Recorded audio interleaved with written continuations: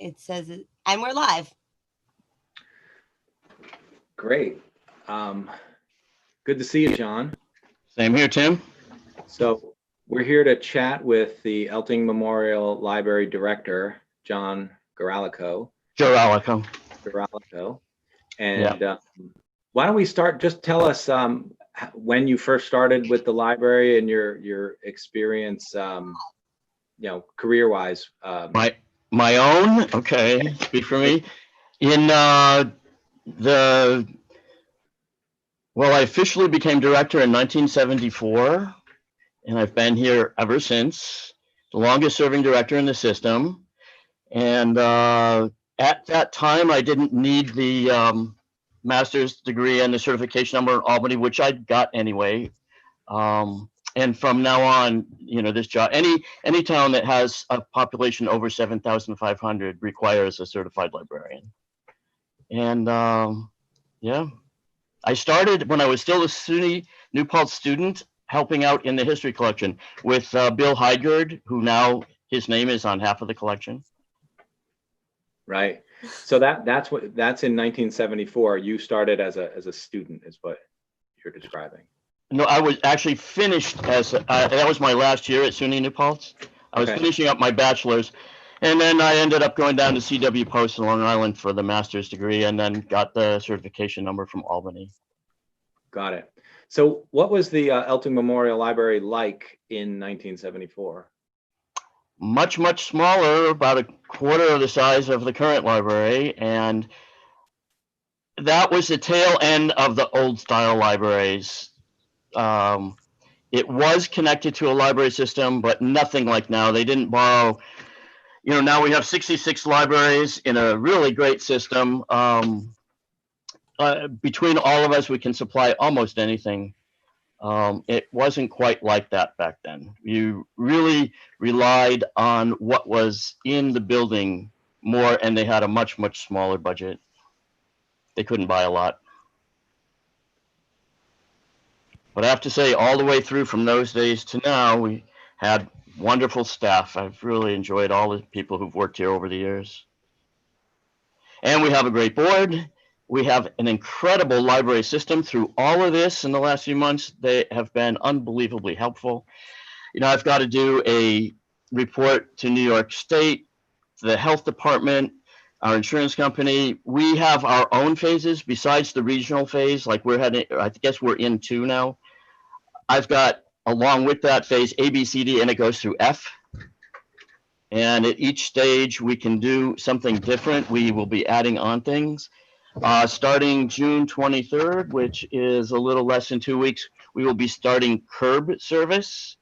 People can finally have access to the books and movies and other things that we have again. The system will turn on the holds, which have been off for 2.5 months, so you can borrow things from, and then our delivery service will start up again, which works really well. Then there's phases after that. Little by little, we will introduce people back into the building, but as you can well imagine, a little at a time. And of course, you have to wear a mask, social distancing. I've got to guarantee all that kind of protocol.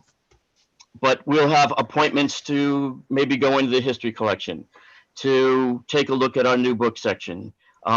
One family at a time to go in the children's room to see the materials there. Our public computers come in the phase after that. And again, we've got to make sure that we're taking them apart and separating them for the proper distances and so on. The very last phase, which I don't think anybody's going to hit until next year sometime, and no one knows, of course, when there's a vaccine. We all hope it's soon. Until that final phase, we cannot have public programming, which everybody misses so much. We cannot have, say, a local author in person. We can do it online, and we're already planning all that, and we've done quite a bit already. But a larger group to experience an entertaining kind of program. We, as you I'm sure know, we had to cancel our library fair this year. We are limited to an event that has less than 10 people, and we're going to be held to that for a long time, through almost all of our phases. Is that's an internal decision, or No. what if, okay, go ahead. What if That's Albany, state. right, but what if Albany makes changes in terms of gathering size? Then that would certainly affect us, yes. But Right. at the moment, the latest word that we've heard from Albany is the 10 or less is going to stay for quite a long time. For some time, right. Yeah. So when do you eyeball the public events may return? You were saying that would be a final phase, like on the calendar. When do you think that might happen? Not this year. Oh, wow. Okay.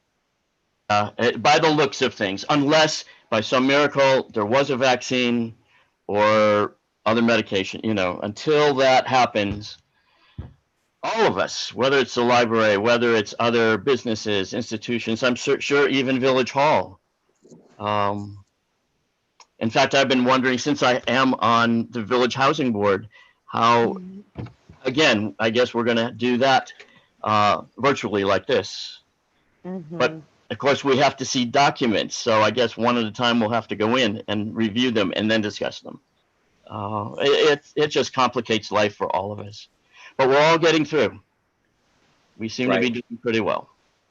Have you identified anything as a result to this experience that you actually think might improve the library services? Like, at Village Hall, for instance, we feel like these Zoom calls and then uploading them to YouTube and making them permanently available for anyone to watch later, we feel like we've actually streamlined that process because we were forced to figure it out because of COVID. Do you have any examples that helped you figure something out?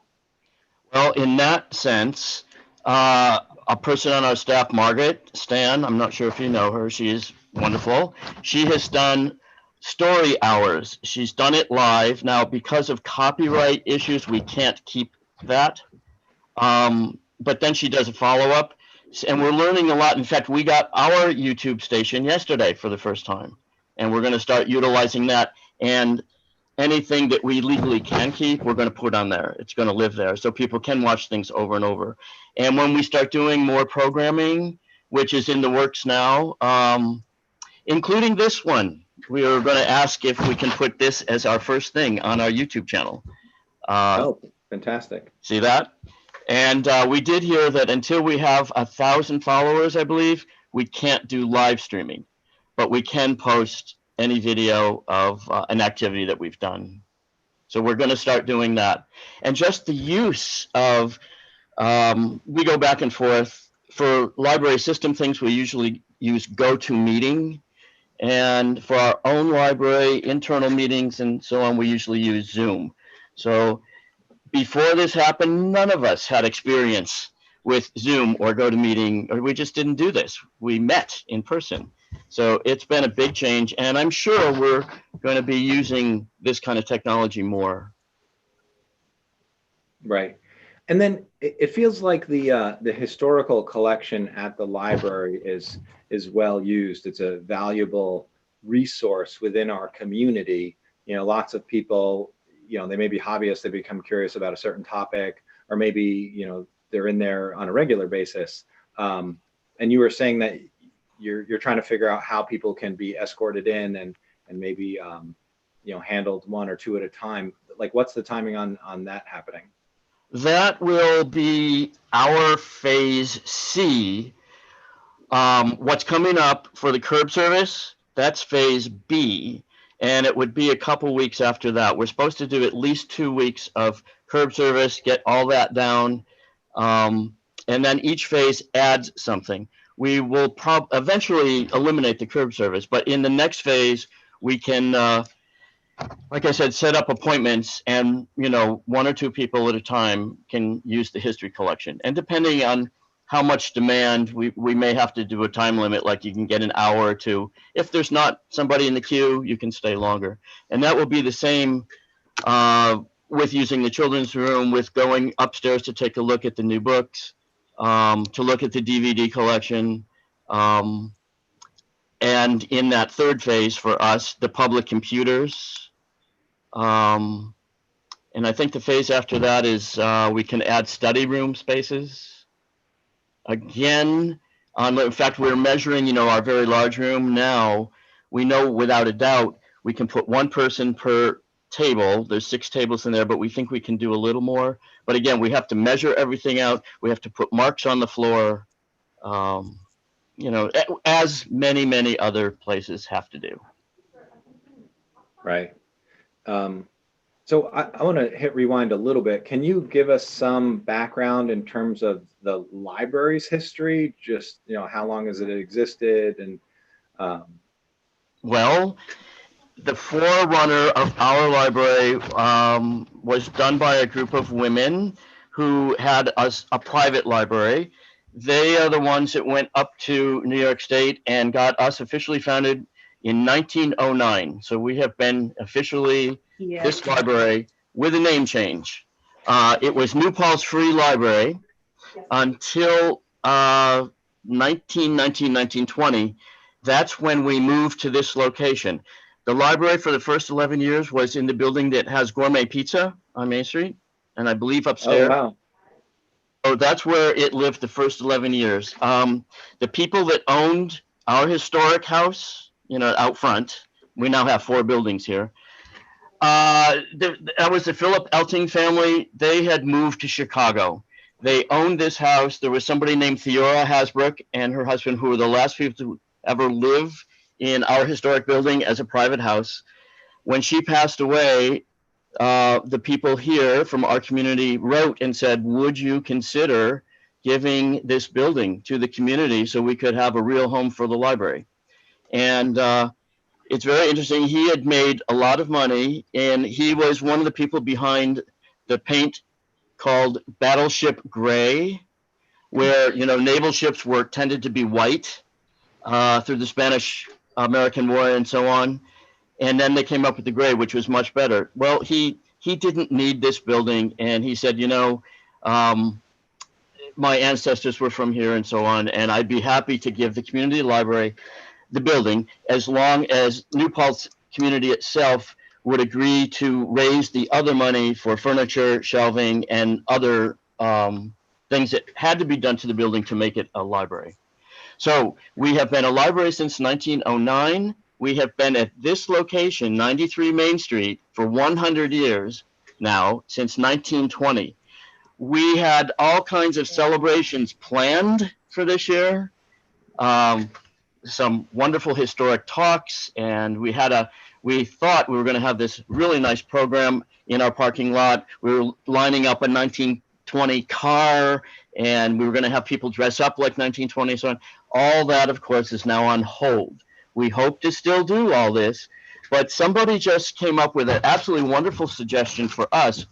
The deed was done back in March 1920, but we didn't actually take, or the people at the time, I wasn't here, believe it or not in 1920. When they came here, it was in October. So we're now looking at October to October. So October 2020 to October 2021. And by then, we're hoping we can now, all those postponed celebrations, we can do it.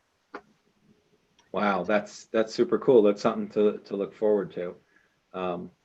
So 1909 was when the library started, but so that's when it was in what's now the Gourmet Pizza building? Yes, from 1909 until they moved here in 1920, so for 11 years. So do you have any, that seems like just like a really fun piece of New Paltz Main Street history. So do you have any idea, was the Gourmet Pizza building, was it constructed to be a library, or did the library, it moved into an existing house? Yeah, all they had really, Carol Johnson, of course, from our history collection knows every detail. Yeah. I don't, but they just had a room in that building. There were other things in that building. All they could afford was the rent to have like what we used to call a reading room with a small collection. Okay, got it. That's really interesting. And you were saying before about, it remains to be seen, how much demand there will be for the research collection, but I'm guessing that some people have been contacting you, like trying to see, how have you handled any inquiries like during the COVID period Now, Carol has come in on occasion. Now, she is continuing to write the New Paltz history column in the local paper. So she comes in and does the research and then turns that in. Anybody else, because I was allowed, the only person to really be in this building all the time to take care of the bills and get that to the right people and all those little details, empty the book drop. So little by little, I could have somebody come once in a while to catch up on. So she did, but she really had to defer them until we were not allowed, and still are not allowed, to have anybody from the public come into the building, only staff. So she does have a list of people. We get people from all over. Last year we had people from Europe come in here to do research on ancestors that they had that emigrated here. We have people from California doing genealogy, as they moved across the country, and they're, trying to find their roots and so on. We've got local people that are working on different projects and articles themselves, and they come in here and rely on us for a lot of material, because really we're the only place that has so much of this. Yeah. And we've become the depository for certain groups in New Paltz. They've given us their records and so on, so that it's safe and kept in one spot, including some town records. Not sure about village. I was going to say, as you said that we've had conversations, just in terms of records management, and we have some stuff that's pretty old, and we thought about whether or not we could hand it over to you guys. But we wanted to document it a little bit more first, and we've had some interns working on those projects. But it's old bound books with minutes in them and things that really aren't being kept properly, honestly, if we want to preserve them long term. So right, just talk to Carol. Yeah, he'll do it. And we also have a room that's climate controlled for those kind of materials. Exactly. It's very well done. Yeah, that's awesome to know. I think that's a good piece of knowledge for everyone in New Paltz, since there is so much history here. they can hand it over. Yeah.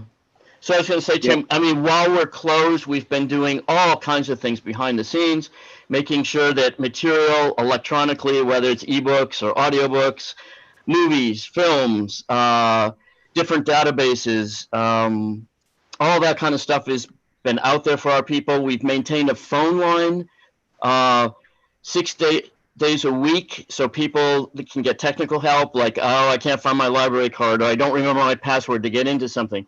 So we've been able to help them behind the scenes. Soon we'll be able to do it in person, but things have gone well. People have been very happy with the services that we've had. But so many people that see me say, we can't wait to talk to the staff. This is like a community center. It's a friendly place. It's a gathering place. We can't do that now. And we all on the staff miss seeing all of these people every day, which is absolutely wonderful, and we're looking forward to getting back to that. John, how is your staff doing? How are folks feeling? Like, what have been some of the responses from library staff? Everybody's good. No one came down with anything. We all are very careful. Even today, I've got just one person left. I think I've got my children's person and Carol's in the history collection working today. And so we're all isolated in different spots. Some people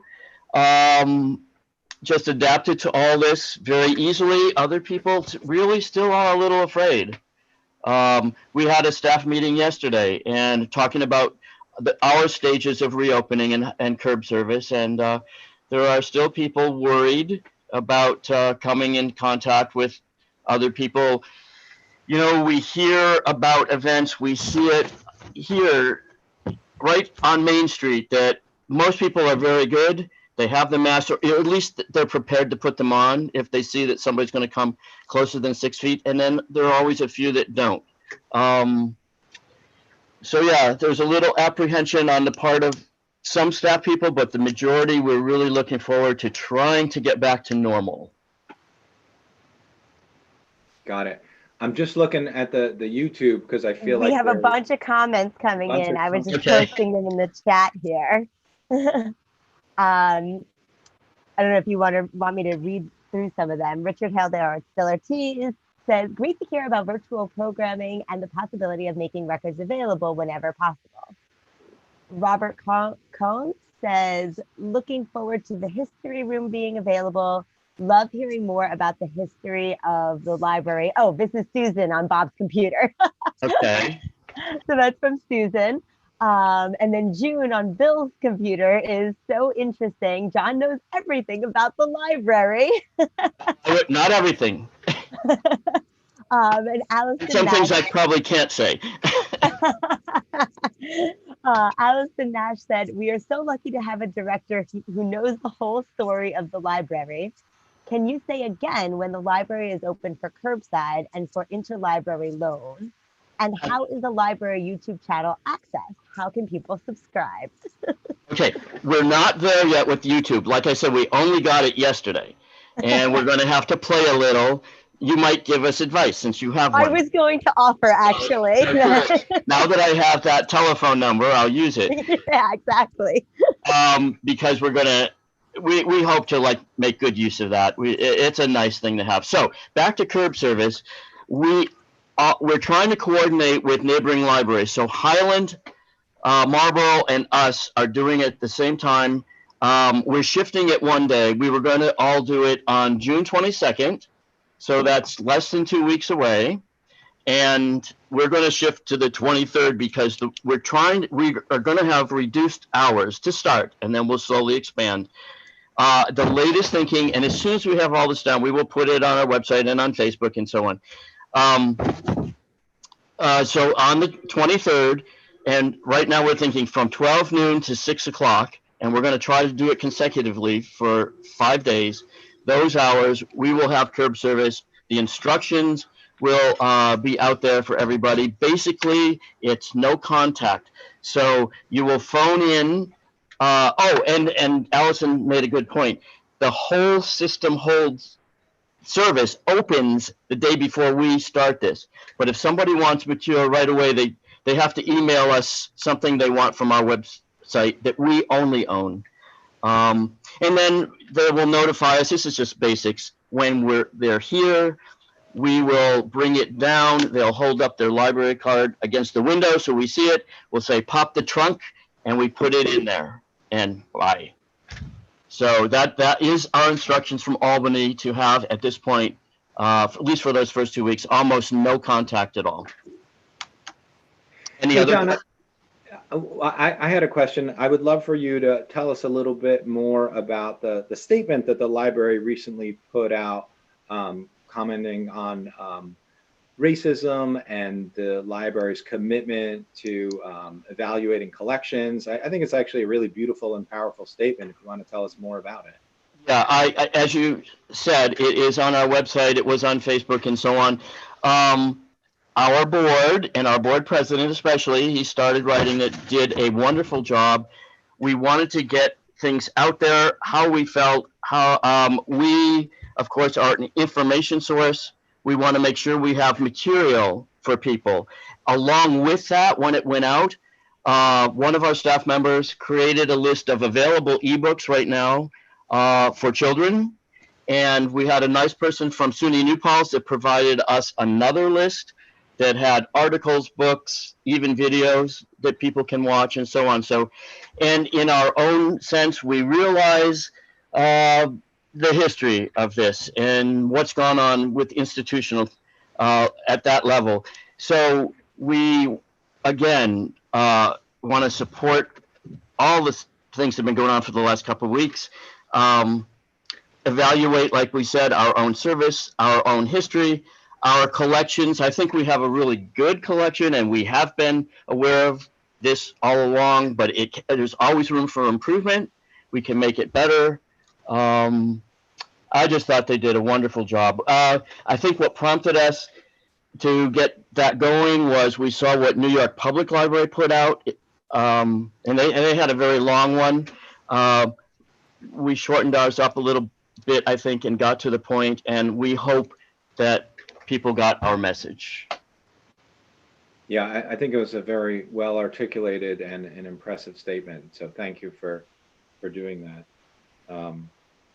So what else? I mean, we have only a couple minutes left because we try to limit these conversations, check-in conversations, to 30 minutes. So any kind of parting thoughts, or, any predictions, what New Paltz might feel like this fall or next year? Well, not that any of us have a crystal ball, but no, we know here we will not be back to before, I forget what day we close, March 15th, something like that. We're not getting back to our normal until sometime next year, and it really will depend on when there's a vaccine or some other way. Safety of the public, our staff, is first and foremost. We want to get our services back. We do have these different stages. I really miss having the programming.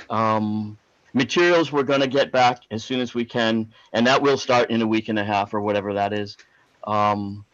It's just that we know the library, as everybody knew it and hopefully loved it, won't be back to that level until sometime next year. And that's going to be hard for all of us, but it's just something we're going to have to get used to, and I'm sure we'll get through it. And definitely looking forward to returning to where we were, and then of course growing from there. And I guess I have one final question. I know that the board and staff were taking a hard look at, maybe updating or expanding the building a little bit. I'm imagining that feels a little bit differently right now, or update us on the latest thinking. Yes, we had a well-known architect who's done libraries. That's his specialty up and down the Hudson Valley. He and his wife are both architects. They did a great plan. The board accepted it, but obviously it is now on hold. I am not sure when they would consider that again. We had a list of questions. We had public meetings. We got thoughts and questions from everyone. Tried to put it together, gave it to him. He came up. One of the main things was an elevator, which would have been it will be, hopefully, in this new edition, so that from the parking lot, there would be no more ramp for older people or anybody with any kind of disability. More meeting space, more usable space for different functions. We're much more than just giving out materials, and we're preparing for that. More youth space. We're redesigning, once that happens, some of our existing space, but it is going to have to be on hold. We will have to raise a lot of money, and we know, unfortunately, with a lot of people's situation, this isn't the time to go forward. But we still hope that it will happen eventually. Got it. Yeah, we've been thinking the same thing about different projects that we may have been working on for some time. And it doesn't mean we jettison the idea. It probably means to just like sharpen pencils and work focus a little bit more on the plan. And then when the timing is right, hopefully at some point in the future, we'll be ready to go. So I imagine you're thinking similarly. Exactly. I think all of us are. I mean, it's going to be difficult for a while for a lot of people who were out of work, who lost jobs. And from the school district to us to the local governments, we're all going to be in that kind of situation, and we have to be well aware of, and it will be for a while, I believe, until a recovery. Right. So during that time, we'll be patient and we'll do our best to support each other. But I feel like New Paltz is the right community to go ahead and try to approach it that way. Well, we all love New Paltz, so and we'll do a good job. Right. And John, it was great catching up, even if it was only virtually. Hopefully we'll see you in person sometime soon. And thank you so much for the opportunity. I know the library was very happy when this came up, and we look forward to doing it. So again, thank you very much for the chance to be here. Yeah, great seeing you. Okay. Okay, have a good Take afternoon. care. Bye.